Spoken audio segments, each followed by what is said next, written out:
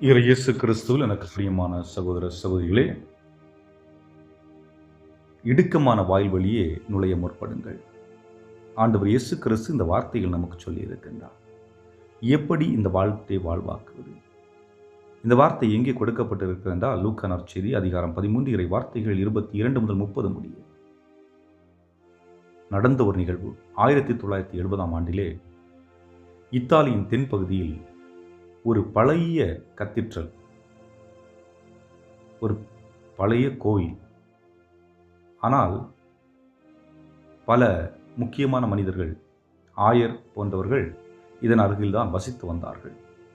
அப்படிப்பட்ட ஒரு ஆலயத்திலே இந்த மனிதர், இவருடைய பேர் ஜுசேப்பே, ஜோசப் என்று நாம் கூறலாம்.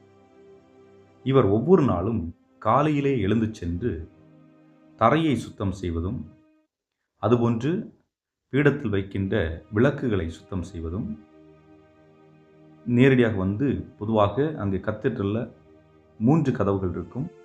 2 சிறிய கதவுகள், மத்தியிலே ஒரு பெரிய கதவு இருக்கும். அது ஒரு பெரிய பலகையினால் அடைத்து வைத்திருப்பார்கள். அதையும் திறந்து விடுவது அவரது வழக்கமாக இருந்தது. இந்த மனிதர் ஒரு ஏழ்மையான மனிதர், அமைதியான மனிதர், ஏழையும் கூட. இவருடைய வீடு நகரத்திற்கு சிறிது அப்பால் இருந்தது. ஆகவே அங்கே தங்கிவிட்டு ஒவ்வொரு நாளும் வந்து செல்வது வழக்கம். ஆனால் இவர் பள்ளிக்கு சென்றார் என்றால் பள்ளிக்கூடத்திற்கு செல்லவில்லை. ஆகவே வாசிப்பதற்கு தெரியாது. ஆனால் கோவிலில் செல்லுகின்ற ஜெபங்கள் அனைத்தையும் மனப்பாடம் செய்து வைத்திருக்கின்றார். இப்படி அந்த கோவிலிலே பணி செய்து வாழ்ந்து கொண்டிருக்கின்றார். ஒவ்வொரு நாளும் குருக்களும் ஆயர்களும் அந்த ஆலயத்தை, கத்தீட்ரலை பார்க்க வருகின்ற பேராலயத்தை பார்க்க வருகின்ற மக்களும் அவரை கடந்து செல்வது வழக்கம். காரணம், அவர் ஒரு துப்புரவு தொழிலாளி போன்றவர் தான். பலர் அவரை பார்த்திருக்கின்றார்கள். ஆனால் துப்புரவு தொழிலாளி என்று பார்த்துவிட்டு அப்படியே சென்று விடுவார்கள். ஆனால் ஜுசேப்பே, அதாவது யோசப் என்பவர், எந்த ஒரு சூழலிலும் காலையில் வருவதை அவர் விட்டுவிட்டதில்லை. காலையில் ஒவ்வொரு நாளும் விடிவதற்கு முன்பாகவே வந்து விடுவார். அன்னை மரியாளுடைய சுரூபத்திற்கு முன்பாக மெழுகுவர்த்தி ஏற்றி வைப்பார். அவர் மனதிற்குள்ளே ஒரு ஜெபத்தை சொல்லுவார். இதுதான் முக்கியமான பகுதி.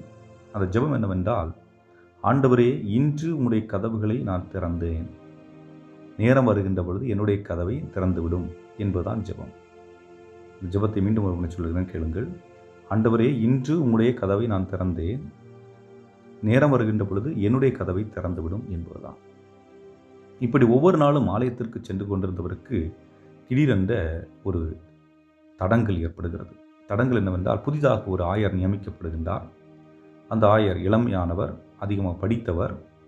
அவர் பார்க்கின்றார், இங்கு ஒரு சில மாற்றங்கள் நாம் செய்ய வேண்டியிருக்கிறது. அதுவும் குறிப்பாக இந்த ஜோசப் என்ற மனிதர் வயதானவராக இருக்கின்றார். ஆகவே இவரை சிறிது காலம் ஒதுக்கிவிட்டு வேறு புதிய இளைஞர்களை யாராவது வைத்து இந்த வேலையை செய்ய விடலாம் என்று எண்ணி அந்த ஜோசப்பை அழைத்து சொல்லுகின்றார், நீங்கள் இவ்வளவு காலம் அதிகமாக உழைத்திருக்கிறீர்கள், இனி ஓய்வெடுக்கின்ற காலம், வேறு யாரையாவது உதவிக்கு வைத்துக் கொள்கிறேன் என்று சொன்ன பொழுது ஜோசப் தலையை ஆட்டிவிட்டு, அதாவது ஆம் என்று சொல்லிவிட்டு தலை குனிந்து ஆயருடைய கைகளில் இருந்த அந்த மோதிரத்தை முத்தம் செய்துவிட்டு சொன்னார், நீங்கள் என்ன விரும்புகிறீர்களோ அதை செய்யுங்கள்.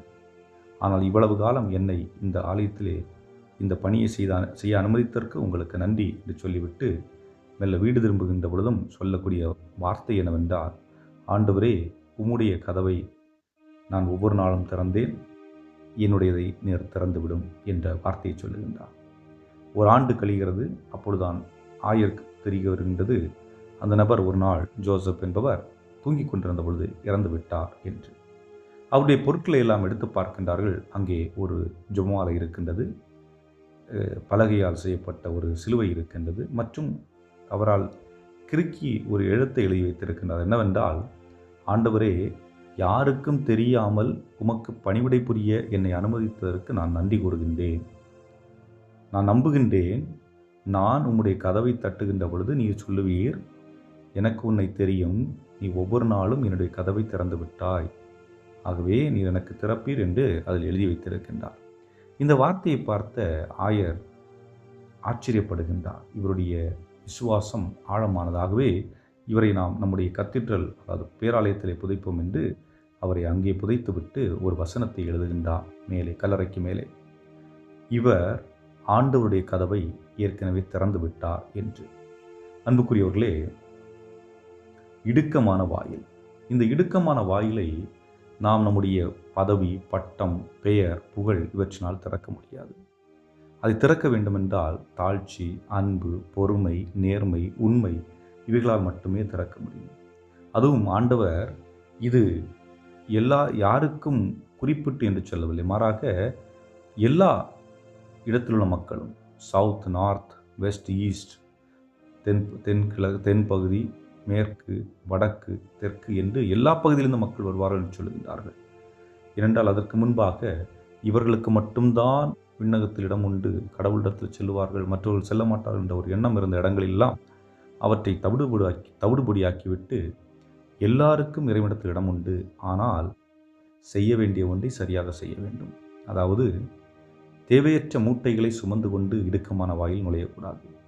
போட்டி, பொறாமை, வஞ்சகம், காழ்ப்புணர்ச்சி, பழிவாங்கும் தன்மை, சுயநலம் இவைகளை சுமந்து கொண்டு இடுக்கமான வாயில் வழியை நுழைய முயன்றால் உள்ளே போக முடியாது.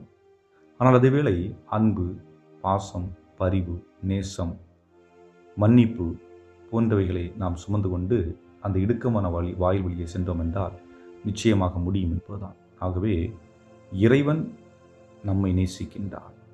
அவர் நேசிப்பது போன்று நாமும் நேசித்து இறையருளை வேண்டுவோம், பெறுவோம். என்றும் வாழும் இல்லாமல்ல இறைவா, உம்முடைய அன்பையும் அரவணைப்பையும் எங்களுக்கு கொடுத்து காத்தருள இந்த நேரத்தை வேண்டுகின்றோம். எப்படி இந்த ஜோசப் என்பவருக்கு நிதானத்தையும் பொறுமையையும் கொடுத்து அவர் எப்பொழுதும் உம்மோடு இருக்கின்ற ஒரு உணர்வை அவருக்கு கொடுத்தீரோ, அதுபோன்று நாங்களும் அந்த உணர்வை பெற்று வாழக்கூடிய அருளையும் ஆற்றலையும் எங்களுக்கு தந்தருள எங்கள் ஆண்டவராய் கிறிஸ்து வழியாக மன்றாடுகின்றோம். ஆமென்.